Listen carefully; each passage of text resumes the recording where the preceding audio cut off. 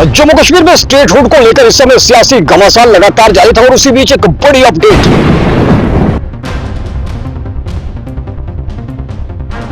चौधरी लाल सिंह का एक बड़ा विस्फोट, हम कहेंगे कि एक बहुत बड़ा विस्फोट उन्होंने भारतीय जनता पार्टी के नेताओं पे किया। उसको इसलिए हराया कि वो हारे और लोगों को साबित होगी जो हमने हराए हुए हैं, जो हमने जीते हुए हैं, वो सच्ची हो जाए। एक निजी टीवी चैनल को दिए इंटरव्यू के अंदर चौधरी लाल सिंह ने भारतीय जनता पार्टी के बड़े नेताओं को एक्सपोज करते हुए कहा कि भारतीय जनता पार्टी के प्रदेश अध्यक्ष रहे रविंद्र राणा के खिलाफ एक बड़ी साजिश जो थी 2024 के चुनावों में की गई। उसी को लड़वाया, उसी से गाने गलवाए, उसी से सारा कुछ करवाया, उसी ने पार्टी 8-10 साल चलाई, वही मार खाता रहा, गाली खाता रहा सबसे, और मौज ले रहे थे वो दिल्ली बैठे पीएमओ साहब। असेंबली इलेक्शन के अंदर, असेंबली खिते के अंदर भारतीय जनता पार्टी के नैया को पार लगाने वाले रविंद्र राणा जो कश्मीर घाटी हो, जम्मू संभाग हो, ताबड़तोड़ रैलियां लगातार कर रहे थे और उनकी लोकप्रियता जो थी वह कश्मीर के साथ साथ जम्मू संभाग में बढ़ रही थी। ये कुछ नेताओं को मुझे लगता है कि रास नहीं आ रहा था।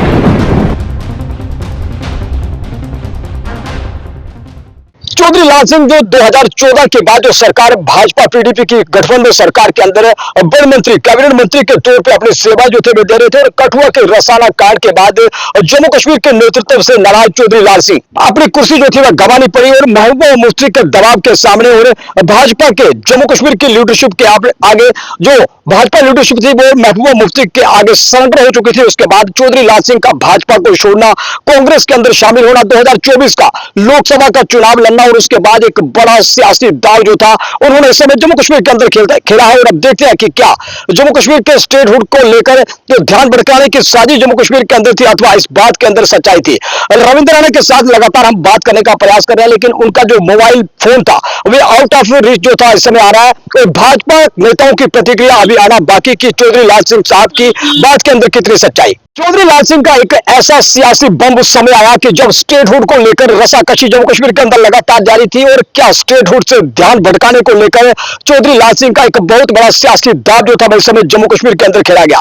उन्होंने कहा कि एक बहुत बड़ी साजिश के तहत रविंद्र राणा को हराया गया और बड़े स्तर के नेता ये चाहते थे कि एक बड़े पेड़ को गिरा दिया जाए और जो छोटे पेड़ थे वह सर्वाइव करे और ये साबित करे कि रविंद्र राणा की जो नीतियां थी वह भारतीय जनता पार्टी के हित में नहीं थी। सुनिए आप रविंद्र राणा के खिलाफ साजिश जो रची गई और उस पे कांग्रेस के दिग्गज नेता चौधरी लाल सिंह का एक बड़ा जो सियासी बयान था, बड़ा दाव जो था उन्होंने भाजपा के खिलाफ जो था इस समय खेल दिया।